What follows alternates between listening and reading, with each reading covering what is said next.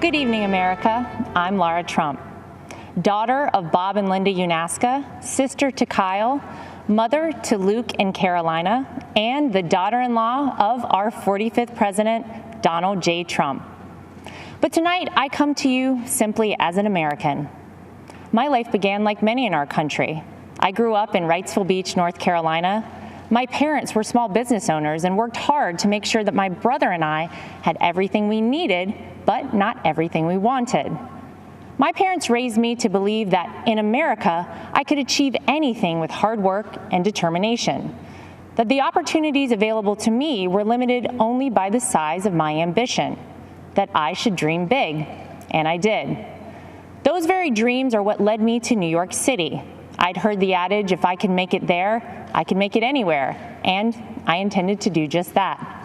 Never in a million years did I think that I would be on this stage tonight, and I certainly never thought that I'd end up with the last name Trump. My 7th grade English teacher, Mrs. B, used to tell us, believe none of what you hear, half of what you read, and only what you're there to witness firsthand. The meaning of those words never fully weighed on me until I met my husband and the Trump family.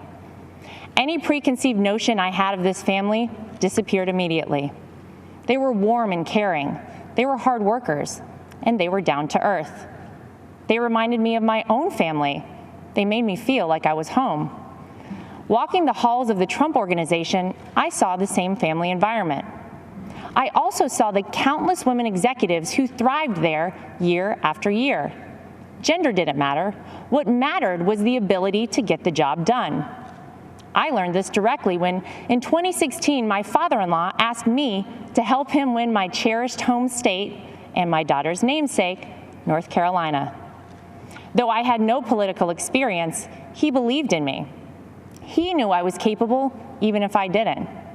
So it didn't surprise me when President Donald Trump appointed so many women to senior-level positions in his administration. Secretary of the United Nations, Secretary of the Air Force, the first female CIA director, the first black female director of the Fish and Wildlife Service, and countless ambassadors, just to name a few. Under President Trump's leadership, women's unemployment hit the lowest level since World War II. 4.3 million new jobs have been created for women. In 2019 alone, women took over 70% of all new jobs. Female small business ownership remains at an all-time high, and 600,000 women have been lifted out of poverty, all since President Trump took office. He didn't do these things to gain a vote or check a box.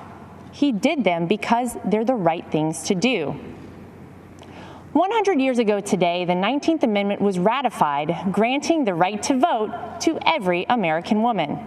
And since that day, incredible strides have been made by women in America. From Amelia Earhart to Rosa Parks and Sally Ride, women shaped our history and are part of what has made our country the most exceptional nation in the world. I often think back to my 24-year-old self, driving alone in my car from North Carolina to New York City. And I think about what I'd tell myself now as we head towards the most critical election in modern history. This is not just a choice between Republican and Democrat or left and right. This is an election that will decide if we keep America America or if we head down an uncharted, frightening path towards socialism. Abraham Lincoln once famously said, "America will never be destroyed from the outside. If we falter and lose our freedoms, it will be because we destroyed ourselves." While those words were spoken over 150 years ago, never have they been more relevant. Will we choose the right path and maintain the unique freedoms and boundless opportunities that make this country the greatest in the history of the world? Will we remain the beacon of hope for those around the world fighting oppression, communism, and tyranny? The choice is ours. I know the promise of America because I've lived it, not just as a member of the Trump family, but as a woman who knows what it's like to work in blue-collar jobs, to serve customers for tips, and to aspire to rise. When I look at my son Luke and my daughter Carolina, I wonder, what sort of country will I be leaving for them, for our future generations? In recent months, we've seen weak, spineless politicians cede control of our great American cities to violent mobs. Defund the police is the rallying cry for the new radical Democrat Party. Joe Biden will not do what it takes to maintain order, to keep our children safe in our neighborhoods and in their schools, to restore our American way of life. We cannot dare to dream our biggest dreams for ourselves or for our children while consumed by worry about the safety of our families. President Trump is the law and order president, from our borders to our backyards. President Trump will keep America safe. President Trump will keep America prosperous. President Trump will keep America, America.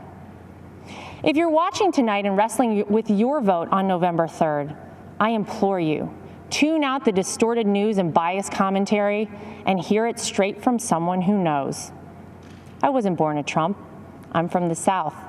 I was raised a Carolina girl. I went to public schools and worked my way through a state university. Mrs. B from my 7th grade English class was right. What I learned about our president is different than what you might have heard. I learned that he's a good man, that he loves his family, that he didn't need this job, that no one on earth works harder for the American people, that he's willing to fight for his beliefs and for the people and the country that he loves. He is a person of conviction. He is a fighter and will never stop fighting for America. He will uphold our values. He will preserve our families. And he will build upon the great American edict that our union will never be perfect until opportunity is equal for all, including and especially for women. Our 40th president, Ronald Reagan, said it best: "The dreams of people may differ, but everybody wants their dreams to come true. And America, above all places, gives us the freedom to do that." It's up to us to keep this country a place where no dream is out of reach for our children and generations beyond. To my father-in-law, thank you for believing in me. Thank you for bravely leading this country, and thank you for continuing to fight every day for America. May God bless and protect the Gulf states in the path of the hurricane. May God bless our troops, and may God continue to bless this incredible country.